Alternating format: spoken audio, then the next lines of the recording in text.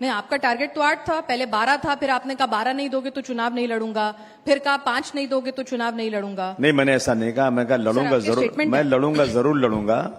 बातें तो की जाती है ना इस देश में। क्या है ना, अगर तोप का लाइसेंस मांगो तो बंदूक का बड़ी मुश्किल से मिलता है।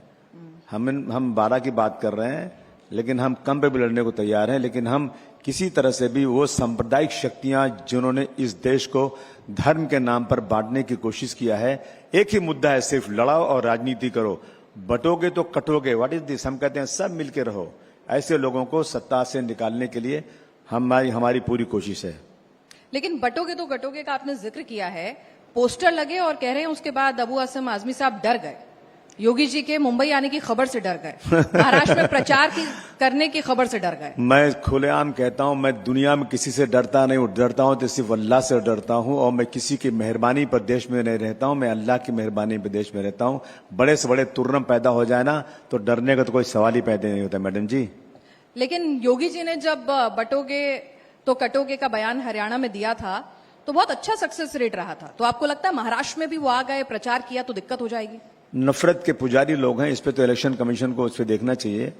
और ऐसे लोग जो धर्म के नाम पर लोगों को बांटना चाहते हैं, मैं समझता हूं ये संविधान के खिलाफ काम करने वाले लोग हैं। ये देश वो ऐसा देश है, कहते हैं न तेरा है न मेरा है, ये हिंदुस्तान सबका है। नहीं समझी गई बात तो नुकसान सबका है। सागर से जो नदियां मिल गई दिखलाई नहीं देती, महासागर बनाने में मगर एहसान सबका है। चलिए आजमी साहब, बात तो आपने बहुत पते की है, लेकिन राजनीति में ये अच्छी बातें होती नहीं है, राजनीति में गंदी बात ज्यादा होती है, हेट स्पीच ज्यादा होती है। छी आई हेट गंदी बात।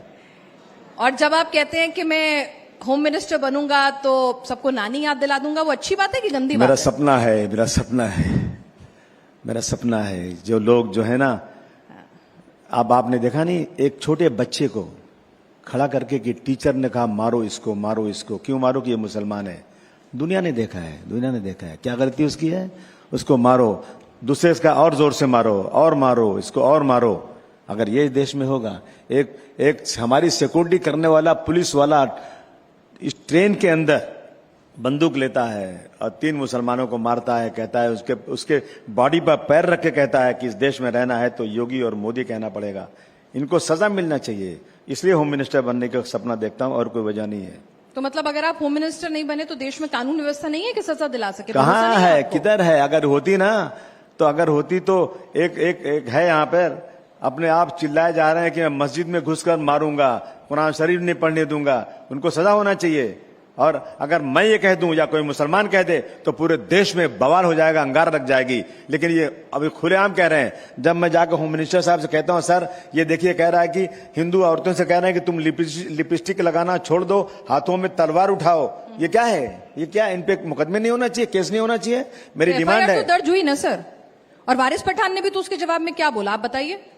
जिसने भी बोला उसके खिलाफ यूएपीए लगाया जाए, चाहे मैं बोलूं या कोई भी शख्स किसी मजहब के खिलाफ, किसी धर्म के खिलाफ, किसी धर्म गुरु के खिलाफ बोलता है ना, तो कम से कम यूएपीए लगना चाहिए। मेरी डिमांड है। मैं आखिरी दम तक चिल्लाता रहूंगा, कोशिश करता रहूंगा। शायद कभी कामयाब हो जाऊं, लेकिन यूएपीए लगना चाहिए ऐसे लोगों पर जो धर्म के खिलाफ बोलते हैं, धर्म गुरुओं के खिलाफ बोलते हैं।